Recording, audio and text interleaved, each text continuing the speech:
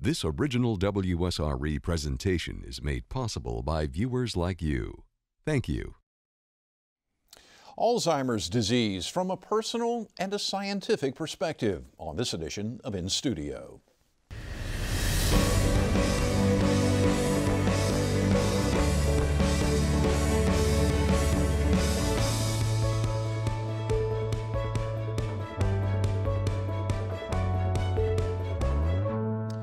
Alzheimer's is a debilitating disease that takes a heavy toll, not just on the sufferer, but on caregivers, families, and society. On this edition of inStudio, we'll look at Alzheimer's from a scientific and research standpoint, but we'll also get a personal perspective on how caregivers, families, and communities are coping with the challenges of seeing their loved ones battle Alzheimer's. Maryann Makekau is an author, speaker, and entrepreneur. She is the founder of an organization called Hope Matters. Her work has helped families nationwide deal with life-changing events like cancer, Alzheimer's, and military deployment. She has opened 4 neighborhood memory cafes and recently helped create a senior citizens prom. Doug Horne is a retired naval aviator and United Airlines pilot. Mr. Horne has seen Alzheimer's disease up close on 2 occasions, first with his mother in the late 1980s and now with his wife. Mr. Horne is her caregiver and says it's the best thing he has done in his life. Dr. Rodney Guttman has spent over 2 decades researching Alzheimer's disease and related dementias. Currently, he is focused on developing blood tests for early diagnosis of Alzheimer's. He is also working on clinical trials to treat behaviors associated with the disease. Dr. Guttman is a professor of biology in the Hal Marcus College of Science and Engineering at the University of West Florida. We welcome all of you to the program. Thank you so very much for joining us. Dr. Guttman, let me begin with you. What exactly is Alzheimer's? Well, Alzheimer's is one of a number of different dementias, and it is a slow, progressive neurodegeneration. Typically involves older people. By far, the vast majority of people who suffer from Alzheimer's are older. And it affects, mostly what we observe is short-term memory. So people have difficulty remembering events that have been in the recent past, while their long-term memory tends to remain intact. Mr. Horne, I mentioned in the beginning that this is something that you have dealt with on 2 occasions, first with your mother and now with your wife, and read a little bit about you, and you said things were totally different when your mom was diagnosed back in the 1980s. Tell me how. Well, it was, diagnosis was made, actually my wife at that time was the one who did it, because my mother, who was living near us, was drinking, she'd go through a bottle of scotch in about 3 days. And it was my wife who said, I don't think she's drinking for effect, she just doesn't remember that she's had a drink. So we got her to a doctor, and she went into an assisted living facility, a retirement home. Within a year, she had progressed so much that she had to go to a nursing home, and she was only there for a year. So in a 2-year span, she went from total function to death. Edna is now in her 4th year of assisted living in a memory care unit, and she's on a plateau, so to speak. She has just remained relatively stable. There have been no great decreases in her ability, or physical or mental, and so this is a long-term, slow effect as against my wife's, against my mother's, which was very quick, very quick. What's the difference there, Dr. Guttman? Well, it's not unusual that there's a wide range of timing in terms of from the time of diagnosis through the progression to the time of death, and so 2 to 10 years is about the range that you would see. And it's a perfect example of where what we typically tell people is that when you've seen 1 case of Alzheimer's disease, you've seen exactly 1 case of Alzheimer's disease. Everyone responds differently. They have different caregiving situations. They have different health situations. Their support structure is different. And not only that, they're their own individuals. So whatever genetic predispositions they may have are also overlaying on that. Maryann, your mom had it. How did it come about? She exceeded those times. She was diagnosed and went through the journey for 14 years. Wow. She was very articulate and really fluid with her words, which I think probably made her journey a little bit longer. There's a lot of research behind that, which I'm sure Dr. Guttman will speak to. She was in New York and had fallen and came then to Florida because there was no more of an ability for her to stay in her home. And so we transferred them as a family from New York to Florida and then cared for her in her last 5 years. And she lost her speech in a pretty much, I would say, completely in the final 8 to 9 months of the disease. Before that, she did have some capacity to say single words for a while once she lost sentences. Sure, and that goes to, Alzheimer's disease, the primary risk factor is age, and so you can imagine that people as they get older, they have lots of different conditions going on. So we see a lot of people with not just pure Alzheimer's disease, so we call it Alzheimer's plus, where they may have some other things going on like Parkinsonism and other types of things that you might have at old age in terms of cancer and those other types of issues, or strokes, other types of brain injury that may have occurred. So yeah, you still see this sort of wide range of what you might observe, and so she had issues with speaking, and that's not that uncommon. You might see in the cases of Alzheimer's. You mentioned age, and I know primarily we think of older folks as having the disease, but as it seems to me that we're seeing, and maybe it's just because it's more out in the public now, I don't know, you can answer this question, but like early onset, there seems to be a lot of talk around that. What are your thoughts? Right, so there is an early onset version. That's the minority of cases. So most people have the late onset, which is probably 90+% of people who have Alzheimer's disease are going to be over the age of 65. There's a small number that are early onset, and typically those are genetic, where it's under age 65, typically you're looking for a genetic cause. But we are seeing, out in the community here around Pensacola, where I give a number of presentations, I do hear from people who are in the assisted living facilities that they are seeing more and more younger people being diagnosed. Partly that could be because healthcare has changed in the last 20 years or so. There's an improved awareness of Alzheimer's disease. There have been refinements in the definitions. So in the literature you read where, as we've learned more about the disease and how it's different from other types of dementias, there's been a refinement in how we diagnose those type Alzheimer's disease and other dementias. So you're sort of ruling out other dementias and you're left with Alzheimer's disease. So I think that's a factor in it too, is that there's just more awareness in the community about it and a more precise look at people as they're coming in. There's a gentleman locally here that I'm going to mention, and I feel quite fine that he's comfortable me mentioning because he came on another program that I host called Conversations with Jeff Weeks, and he's very much been an advocate in talking about Alzheimer's disease. His name is Maryann Leblanc, and he was an extremely brave man to come on and talk about his situation. And I would encourage you, if you have an opportunity, to go to YouTube and just simply search out Conversations with Jeff Weeks and Maryann Leblanc. And he talked about that, and I know he's done some stuff with you in the media and whatnot. Talk a little bit about kind of what your experience with Maryann. Yeah, Maryann has been a fantastic advocate for Alzheimer's disease, not just locally, but nationally and probably internationally at this point. He's very outspoken and very engaging individual. And so he has early onset, and he has a number of different, his family history plays an important role likely for him with risk factors of diabetes and heart disease, those types of things. So yes, he's been very outspoken and been a very strong advocate for research, and not just at the biomedical level, but also in terms of caregiving and those aspects to it that are very important. So when it comes to research, there's the part of the here and now, what can we do for people today, but also what are we doing for the future? Mr. Horne, how old was your wife Edna when she was diagnosed? It goes back to 2004, so 14 years ago, I guess. And it was, I don't know how it occurred, but we both decided to see a neurologist. And it was startling. He asked her questions such as, what day of the week is it? What month is it? What county do you live in? Things that we take for granted. She couldn't respond to these. She didn't know. I don't wake up in the morning and say, oh, it's Thursday the 22nd or something like that. It was stunning to hear this. And so since 2004, when they said she might be in the beginning stages of Alzheimer's, was put on a couple of medications at that time, to Namenda, I guess, and Aricept. Right, Aricept and Namenda. It was devastating to her. There was a history, she felt, of mental illness in her family, so that did not help at all. But it progressed very, very slowly, and it wasn't really until 2014 when I asked my daughters to come down and assess her behavior. We're still living at home. This is 10 years later. She was doing things like taking dirty dishes out of the dishwasher and putting them and stacking them back up.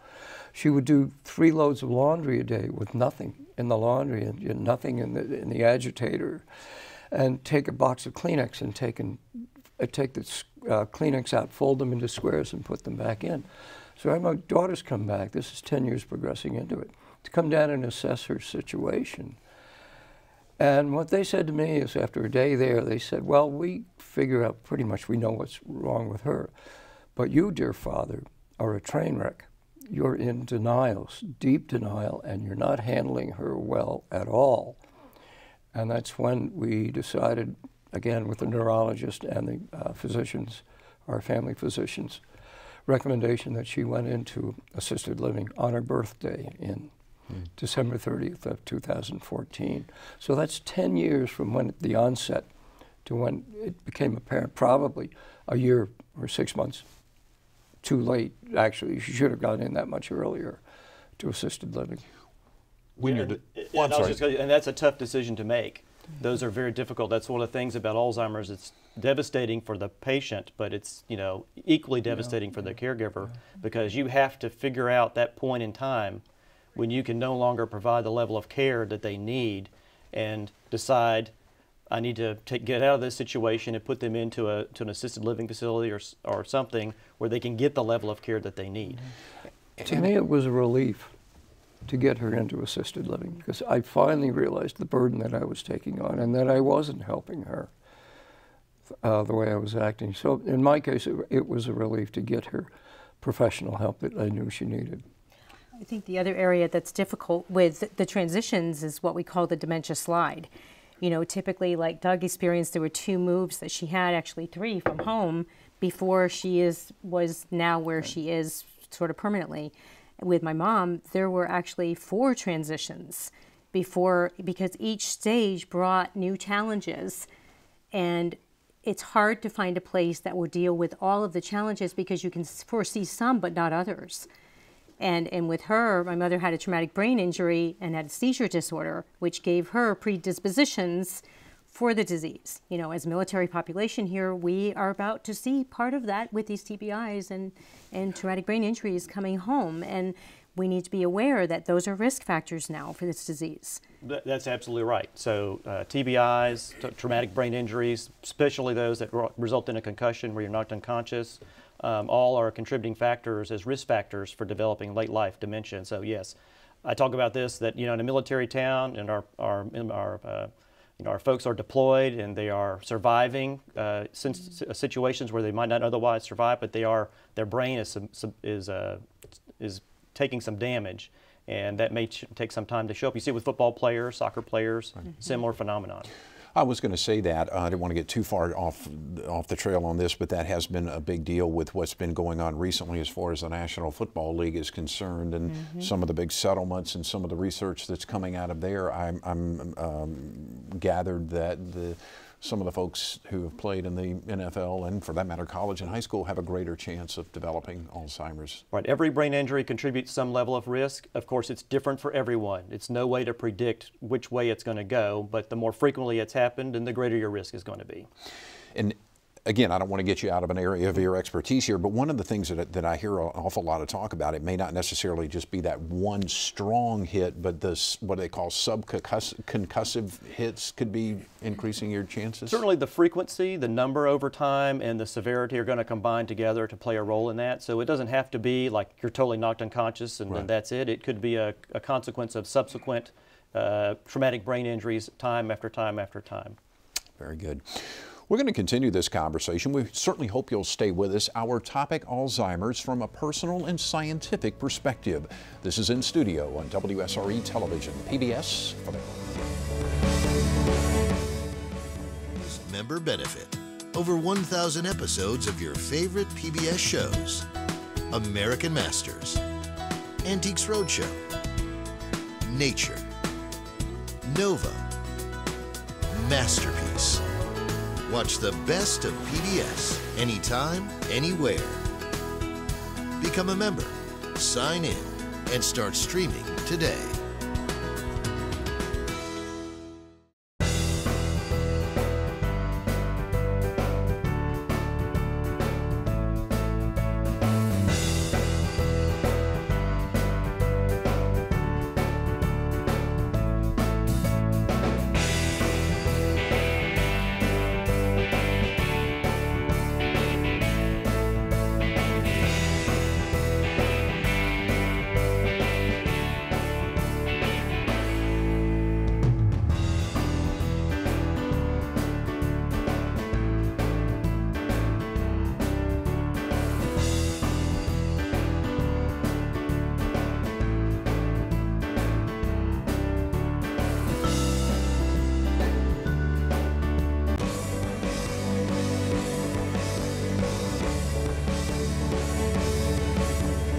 Welcome back. This is In Studio on WSRE Television, PBS for the Gulf Coast. Our topic, Alzheimer's from a personal and scientific perspective. Our guest, Dr. Rodney Guttman, an Alzheimer's researcher and a professor at the University of West Florida. Doug Horne, a caregiver. His wife has Alzheimer's. And Maryann Makekau, an author, speaker, and founder of Hope Matters. Mr. Horne, you were saying that when your daughters came down to kind of examine the situation, they said that you were handling things all wrong. What were you doing? What? I was probably very short-tempered. I would get cross with her. You know, as part of the denial, I didn't want to accept that there was a problem. Her behavior was just odd, and I was trying to modify it, I guess, which was very much the wrong thing to do. And it was very frustrating. We'd go out in the car. She would say, "Where are we going?" I said, "I just told you we're going to the grocery store. How many times do I have to tell you?" I didn't get quite that bad, but I would kind of correct her, and I'd get upset when she would put the dirty dishes away. And that was completely wrong way to handle something that was not her fault, and I was not willing to accept.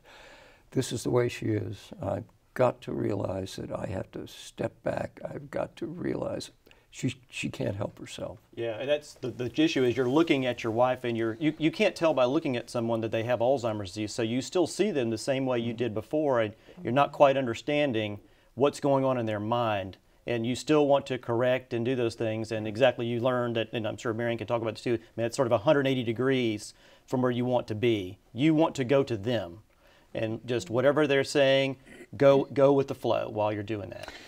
Speaking of that, Maryann, so you've worked with a lot of families, not just with Alzheimer's, but cancer and various other struggles in their life. What recommendation would you give someone to help them better deal with their family, and maybe sometimes they're battling guilt and things of that nature? There are two things that I recommend often, which is meet them where they're at, wherever that is.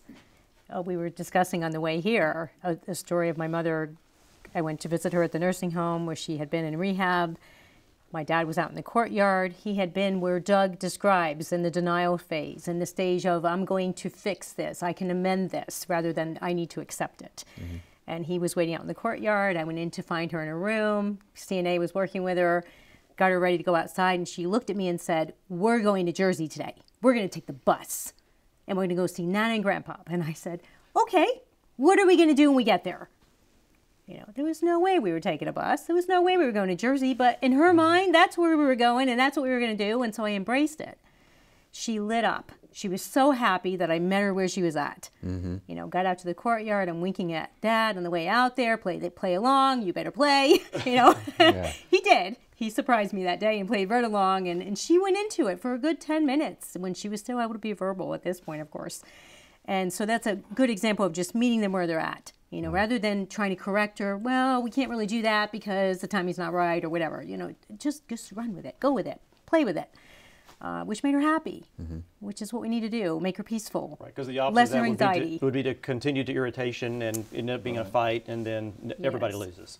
Yes, and then the next recommendation always is just to really consider that there is this person that you knew that's still inside, which is probably part of the struggle that Doug has and my dad had, because as Dr. Guttman mentioned, you look at them and you see this person you've always seen, and you have an expectation that because that person is tucked inside, I can still bring her out, I can still get her to do the things that she used to do, I can still reach her and have the same response.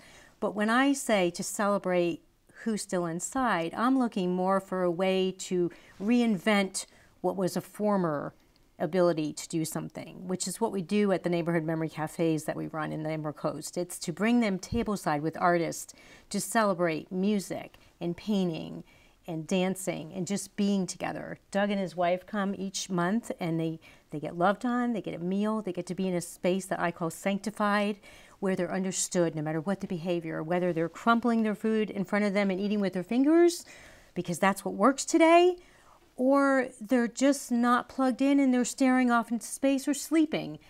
They're still there, and their loved ones still get to experience them in this space that is something of old and something of new. And so we celebrate the person still Right, and that's fantastic, and hopefully those are things that will spread across the community, because Alzheimer's is one of those things that's not going away anytime soon. We have millions of people who suffer from it now, and with our aging population that's expanding, we're going to have more people with Alzheimer's disease walking the streets and going out, and and the more you can get people to engage with their family and friends and engage that social network, go out to dinner, do things that might be awkward at times. I think that's better for us as a community to try to embrace that as much as possible. Explain what a memory cafe is. Yeah, I appreciate you saying about going out to dinner, Dr. Guttman, because I can recall going to Ruby Tuesday and sitting down with my mom, and this was probably, I would call her in the mid stages at this point. So she was still able to look at a menu, try to make a decision, but what she was beginning to do was just copy whatever I ordered. Because looking at the menu with its myriad of choices was just too overwhelming. And then add to that the background noise in the restaurant. Add to that the server that doesn't understand the challenges she's facing with making a choice, or that she can't gain what you're saying because she's hearing this over here and this over here. And now her anxiety level is rising. Right. So she's not functioning very well in the environment. And so take all that into consideration and say, why not provide them a space that lets them have a meal out, enjoy being out, and have it be in a place where they're completely understood and there's zero expectation. Yeah. And the choices are whittled down so that they're about their basic, what we call the ADLs, their activities of daily living. Where's the bathroom? How do I eat today? I have to get dressed. The basic choices that we all take for granted that tend to tax them and raise anxiety, we've only put her through 3 of those instead of putting her through multiple choices and then putting the whole family at risk for behavior eruptions, for a situation that's uncomfortable for everyone. Yeah, and we try to do that with children. So, Right. I try to reframe this a little bit. We talk about Alzheimer's and aging and sort of putting people into these categories. It's still all about a family. And so whether you're helping kids or middle-aged adults or older adults, it still ends up being about the family, because you see that they're not in isolation. At least we hope they're not in isolation. You want them to be with their family as much as possible. And so I think to the extent that we can do those things and people and engage them as much a routine as you can that's normal, I think that's healthier for us overall. So one of the things that I hear people say time and time again is, I want to try to keep my loved one at home as long as I possibly can. I do not want them to be in an assisted living facility or a medical facility. But then I've read research that says you may be hurting them more by not allowing them to be somewhere where they have activities and things of that nature. So I'm going to open that up to the floor here and get each one of you to kind of expand on that. There's also the side that Doug described on that, which is, are you putting yourself, the caregiver, at risk? Mm-hmm. My husband and I had set up an alternate room to bring Mom home to give Dad breaks. Well, Mom ended up falling and breaking a hip, and then another hip. And by the second hip fall, I knew she wasn't ever going to come home to that space that we had set aside for her. But in essence, it ended up saving us, because then my husband had a serious health issue. Just the stress alone of caregiving, it's something like, how many % die before their loved one? It's high. It's a decent percentage. Yeah, it's pretty high. And so you put yourself at risk, and now what's going to happen? Are you going to be able to care in the long run, which is, as we're saying, anywhere from 2 to 14 years of caregiving?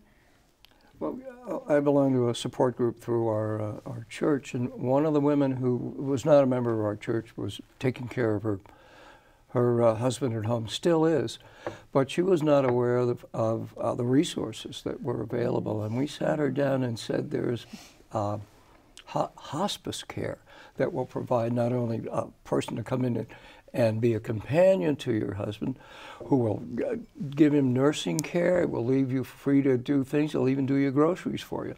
That woman got into that program and started delving into more things on the internet. She found out there was some organization that actually gave you money to go out and hire caregivers. And this woman is completely changed now. Mm-hmm. She's still got her husband at home, but she's no longer doing it alone. She's got all kinds of care that she did not realize was available. And so I think certainly in my situation, Edna's better off where she is now, but this person is is totally different. She's got energy now, and she's got direction in her life, because she's found out all of these extra resources that are available for home care. Yeah, support groups are a major advantage we have here. We have plenty of very outstanding support groups that are available and resources that are available. And that might be the best way to kind of judge where you are, whether or not it's time to make a transition or not, is talk to other people who've gone through it and help you. I mean, every case is individual.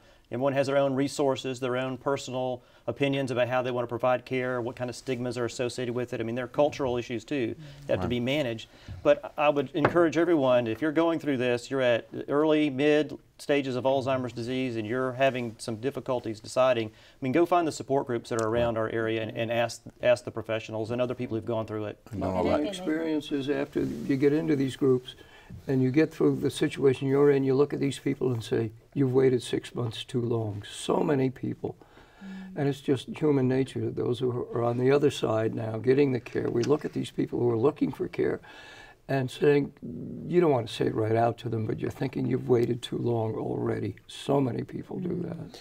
I want to ask a question before we get too far away from it. You had said something kind of with your mom going out, and it was probably kind of in the early stages of things starting to develop with her getting Alzheimer's disease. Dr. Guttman, does the person, does the patient, does the sufferer, do they know at some point something's not right? I don't know what it is, but something's not quite right. Sure. At the earliest stages, people are aware that things are not right. They recognize there's something going wrong with their memory. And depending on the rate at which it progresses, that eventually changes. They become unaware that things are not going well for them because their short-term memory, they don't remember what just happened, which is why the redirection works so well, because they don't remember that they just asked to go to New Jersey or wherever it was that your mom wanted to go. So that's why redirection works so well. But yes, starting out, it is, you can imagine there are high levels of anxiety that go along with getting a diagnosis of Alzheimer's disease if you get it early enough where you still recognize that there are challenges that lie ahead. So is this like many other diseases? The earlier that it's diagnosed, the greater your chances for survival or for improvement? Well, what I would say is that the earlier you make some lifestyle changes, so eat right and exercise, that you can deploy those types of tactics, because it's really all we have at this stage of the game. That yes, we would expect that the outcome to be improved in those cases. So early diagnosis is always better, which is one of the areas that we're researching, is trying to get an earlier diagnosis to help improve outcomes in clinical trial research. So yeah, to the extent that you get the early diagnosis and you can make some behavioral changes and maybe improve your social network, then you would expect there to be an improvement. I want to talk about that when we come back, because you had been on a previous show with me and you said something that I've never forgotten, and I want to bring that back up to you and have you kind of expand on it when we come back. We are going to be back in just a couple of moments. Hope you will be too. This is In Studio on WSRE Television, PBS for the Gulf Coast.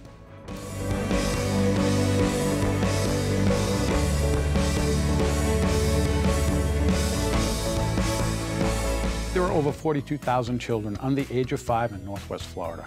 Many of these children will never have the opportunity to go to preschool.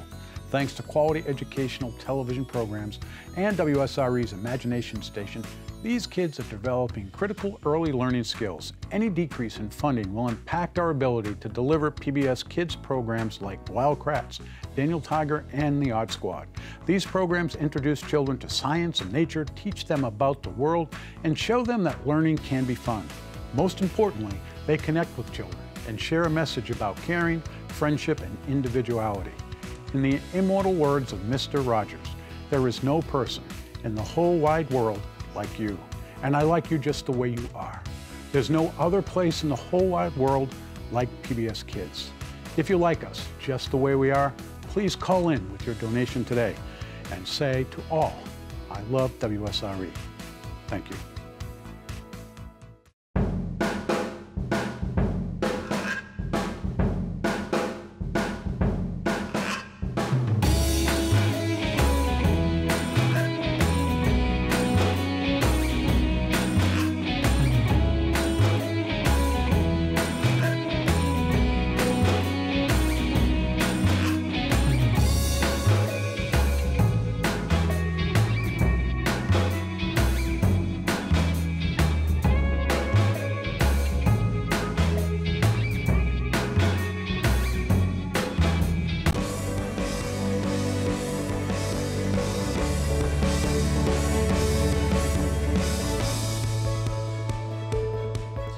This is In Studio on WSRE Television, PBS for the Gulf Coast. We are discussing Alzheimer's from a personal and scientific perspective.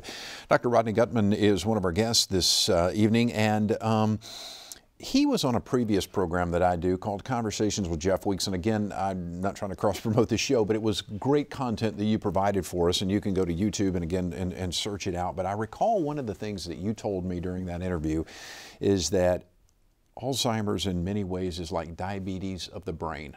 Right. So we call Alzheimer's, sometimes it's characterized as type 3 diabetes. So, and certainly people who have diabetes are at increased risk. Right, so our brain uses most of the energy in our body goes to help feed our brain. And it appears as though that there are issues with the way our brain, as we age and with Alzheimer's disease, not to get too far down into the biochemistry of it, but part of the effects of too much sugar or not enough sugar can affect the neurons themselves directly, and it appears to cause damage to them. In addition, diabetes can have effects on the cardiovascular system, and so we tell people what's good for your heart is good for your head. So having good cardiovascular health also improves cognition, which is an important part of, obviously, you talk about Alzheimer's disease is a memory problem predominantly. Mm-hmm. So yeah, the diabetes angle is one that's very important, and I tell people that, you know, if you have diabetes, it's very important to keep that under control as well as possible. And that's why you are stressing so much to make sure that you eat well, eat right, exercise. And exercise, absolutely. Yeah. You were asking him offset here, and I'll get you to kind of follow up on that a little bit, of kind of what's the future of how this disease looks in the future. As I understand it right now, it's irreversible, and it's just going to get worse. That's right. So you just kind of prepare yourself for that. But what is in the future? What research is being done to possibly either stop it in its tracks or make it, you know, curable? So yeah, so the two domains you look at are prevention and treatment. There have been lots of clinical trials over the last 20 years looking for ways to prevent or treat the disease, and unfortunately we haven't had any successes at the clinical trial level of drugs that are going to reverse the decline that's observed. There are, however, always, you know, more clinical trials and more things being tested, and so the future is going to be, I mean, I firmly believe we're going to solve the puzzle. It's just a matter of time when that's going to happen. There are some other things that are going on that I think are really cool. The latest one, again, I don't want to get too much biochemistry going on in the program for you, but genetics plays an important role. We talked about at the very beginning about how few cases are of genetic cause, but genetic is a major risk factor for Alzheimer's disease, and one of the main genes that's involved in that is apolipoprotein E, and so in that particular case, there's one flavor, if you will. So you know you get one gene from your mom and one gene from your dad. All right. So one of the particular types is called ApoE4, and that's the version you don't want.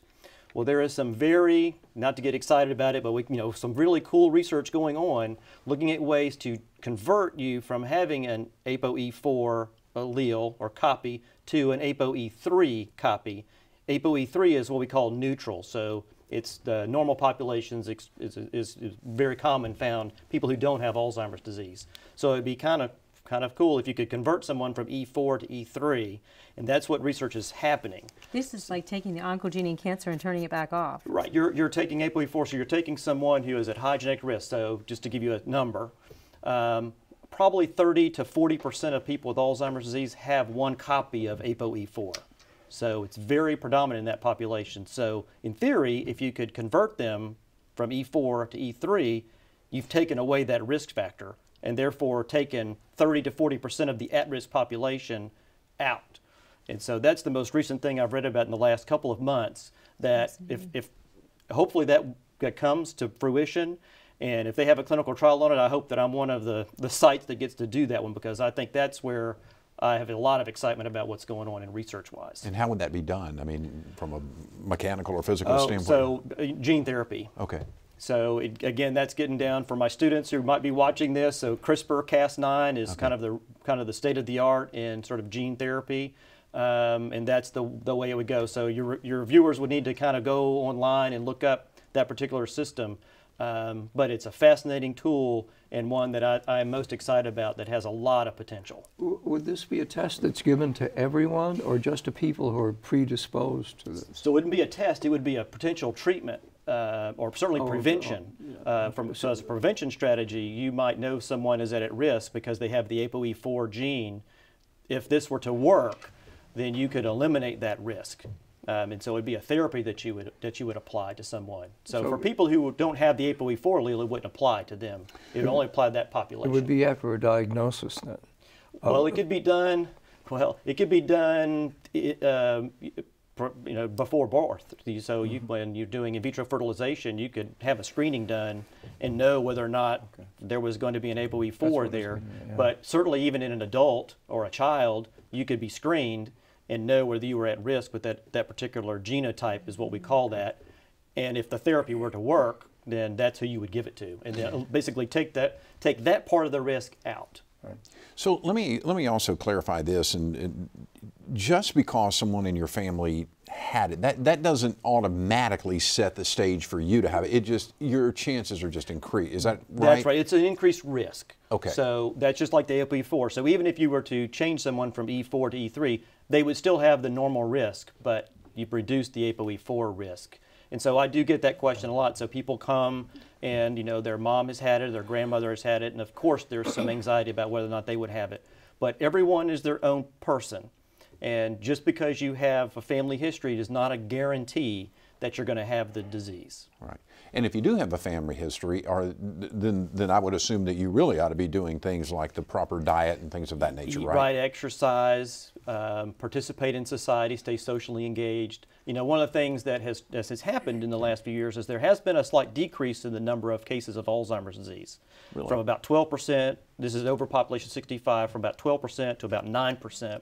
And it's thought to be that's predominantly due to education, that people are taking care of they've come to presentation, learned about the disease, listened to their doctor who's instructed them, and they are eating right, exercising, taking care of their cardiovascular health, treating their diabetes, all their chronic illnesses, and therefore you're seeing a decline in the incidence of Alzheimer's disease because they're taking care of their overall health, and that's decreasing their overall risk. And I want to speak to that for just a moment about what happens when you're already diagnosed and already going through the disease, how those same changes can benefit even if you're in the midst of the disease process.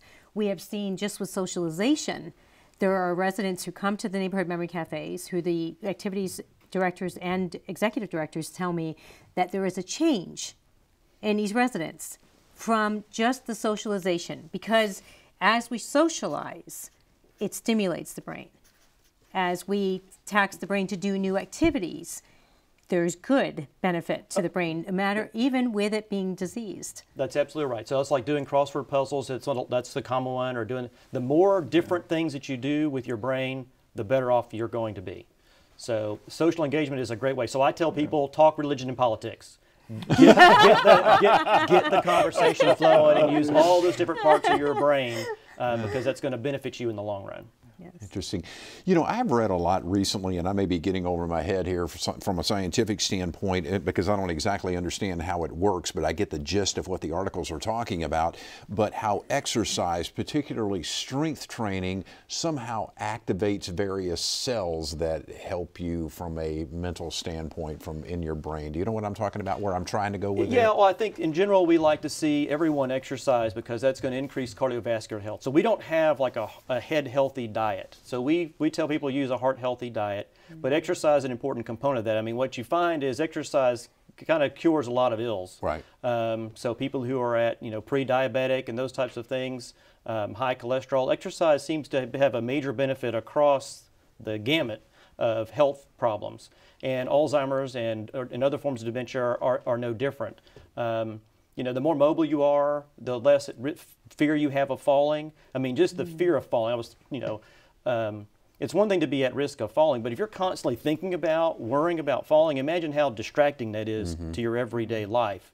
And so exercise probably has other benefits besides the direct sort of biochemical benefit that you're referring to, like improving blood flow to the brain and those types of things. I think it has other secondary effects as well, just giving you confidence. And when we talk about exercise, I think it's, because I've talked to a lot of physicians about this, I think it's important to point out that you're not talking about going out running a marathon. No, no. Walking is enough exercise. So the threshold is, if I remember correctly, about 3,000 steps a day decreases your dementia risk. We like to see people at 5,000 to 10,000 steps a day, but even 3,000 steps a day is enough to decrease your dementia risk. So yes, just walking, go get a pedometer, and off you go. That's interesting. 3,000 steps a day it decreases. Yes. Wow. You mentioned earlier in the program that there are various types of dementia. Give me kind of a broad... Oh my, there are many causes of dementia. So dementia is the umbrella term. Okay. So there are many causes of a cognitive decline. So, and there are many domains within cognition. So personality, memory, visual, spatial, other elements of cognition. And so diseases like dementia with Lewy bodies is an example. People who are depressed can show signs of dementia. There's drug-induced dementia. Head injuries could lead to dementia. And all of those are different. Just remember, dementia just means change in cognition that has to affect your daily living. So a lot of people worry about their memory, and there are normal changes with memory. I forget what I do. Sometimes I walk from one room to the other. I'm like, why did I just come in here? Or can be in the middle of a conversation with a student in class and go, where was I going with this conversation again? You know, you get off on tangents like that. That's okay. That's okay. That's a normal part of aging. But what is not normal is when you forget, like what a toothbrush is for. Okay. Wandering is a big early symptom. So you find a lot of cases where people, their first instance of learning that there's a problem is that someone got lost. And they're like, where have you been? And it's like, I don't remember where I was. Happened many times. With your wife? If I could just Please. back to exercise, we were just doing it, and we still do it on a regular basis, and then it was brought to our attention by the staff that going outside, getting in the sunlight for just a few minutes a day is apparently good therapy for people with Alzheimer's. I don't know if you've heard that. Daylight is good. Kids are on their phones all the time, and that's problematic. So yes, any exposure you get to the sun is going to be helpful. Again, there's vitamins that are due. Vitamin D is one example. But yeah, exposure to daylight also sets your rhythm. So you have the sundowning effect. I know you're familiar with that as it gets late in the day, it tends to be worse. So part of the sort of combat that is to get people up and moving, get them out in the daylight so that their biological clock gets in sync with what day is really like. So that's another element of that about getting them out in the sunshine is important. Just a quick question here. How big a factor is stress in Alzheimer's? Ooh, I would say stress is a factor in everything, not just Alzheimer's disease.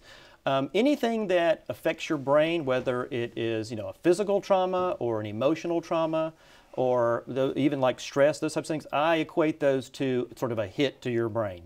And so the more that you can remain calm, stress-free, I think is beneficial. So it's not just the sort of physical damages, but emotional trauma takes its toll on your brain as well. One more before we go to break, and I know they're yelling at me to go to break. What about chemicals? You hear things about household chemicals and exposure to that. Yeah, chemicals can be a variable in this. It's not known what chemicals might be at play in terms of Alzheimer's disease. We tend to associate exposure to chemicals with diseases like Parkinsonism, where it's more movement disorders. But certainly environment could play a role. But there's not a strong case to be made for any sort of categorical chemical exposure. This is a wonderful conversation. Thank you all for being a part of it. And we're going to continue this discussion in just a couple of minutes. This is In Studio on WSRE Television, PBS for the Gulf Coast. We certainly hope you'll come back with us. When you are with WSRE and PBS, you know there's always something amazing coming up next. It's a special commitment to sharing the world and our community. It is an irreplaceable service in communities all across America. The fact is, television that has the power to share the world also has real costs. These costs are largely funded by people like you and me stepping up generously to make sure WSRE continues to thrive. So please stand up now for your cherished values of curiosity, openness, and excellence with your vital donation to WSRE. Give now to make sure that the best in news, culture, science, history, drama, and children's educational programs stay strong right where they belong, right here on WSRE. Thank you.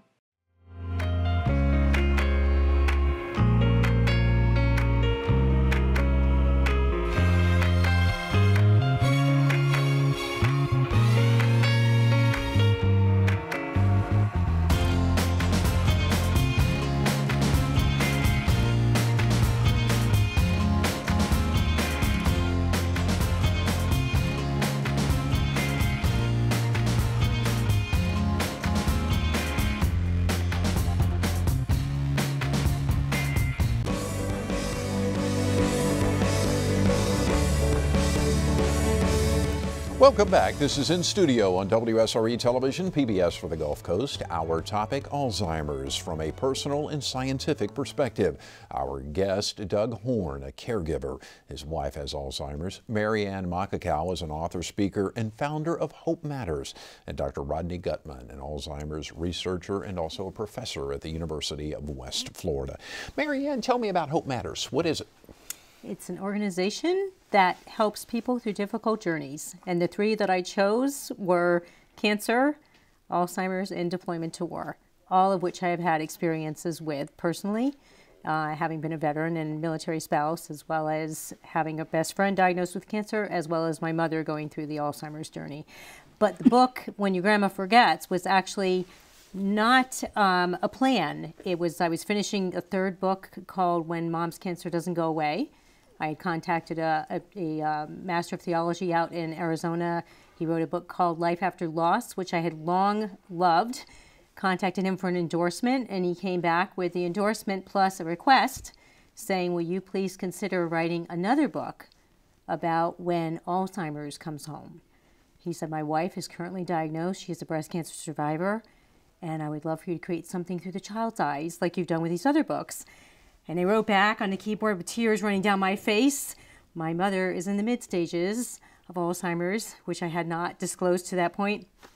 I am not as familiar with the latter part of the disease. Will you consider writing this together? He decided to jump in. We had a year-long process remotely to do that together and brought some others on board. Dr. Terrio from the Banner Alzheimer's Institute researched there to write the foreword, and just began the process of using that to do what we had done in the other books, which is to bring it through what I call the child's eyes, but really to speak to the child in all of us. There's a sense of helplessness whenever we have these journeys hit us personally. There is a sense of not knowing what to do and what to say next. Sometimes being a complete loss of words. And bringing that down to explaining it to a child really, in essence, touches our own child inside. And that's what the book does so well that I'm pleased with.